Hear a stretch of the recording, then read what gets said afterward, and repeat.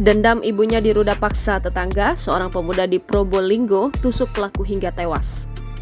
Unit Reskrim Polsek Banyuanyar Polres Probolinggo mengungkap modus penikaman yang menewaskan Torawi, warga Dusun Pendo, Desa Liprakidul, Kecamatan Banyuanyar, Kabupaten Probolinggo, Jawa Timur, Senin 9 Oktober 2023 malam lalu. Dari pengakuan pelaku penikaman, HA, ia dendam demi membela kehormatan ibunya, F, yang mengaku menjadi korban ruda paksa oleh Torawi. Korban Torawi sendiri disebutkan merupakan tetangga mereka di daerah tersebut. Polisi diketahui kini telah mengamankan pelaku tak lama pasca peristiwa berdarah itu. Dari pengakuan pelaku HA, diduga ibunya diruda paksa oleh korban Torawi dengan ancaman pisau.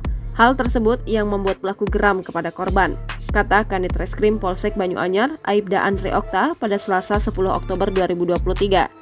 Andre menyebut dugaan ruda paksa tersebut diketahui pelaku langsung dari sang ibu. Wanita 40 tahun itu curhat ke HA bahwa ia telah diruda paksa tetangganya.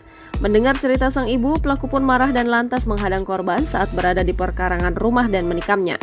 Diketahui pelaku meninggal dunia akibat luka di perut, dada, dan kepala. Andre menambahkan jika pihaknya kini masih menyelidiki kasus ini secara mendalam. Setelah menikam korban, pelaku menyerahkan diri ke Polsek Banyuanyar. Saat ini pelaku sudah kami amankan. Masih kami periksa dan dimintai keterangan, kata Andre. Diberitakan sebelumnya, aksi penikaman terjadi ketika korban baru pulang dari acara Maulidan Senin 9 Oktober 2023 malam. Torawi meninggal dunia karena menderita 7 luka tusuk di tubuhnya. Usai kejadian tersebut, jenazahnya langsung dievakuasi ke kamar mayat RSUD Waluyo Jati Kraksaan.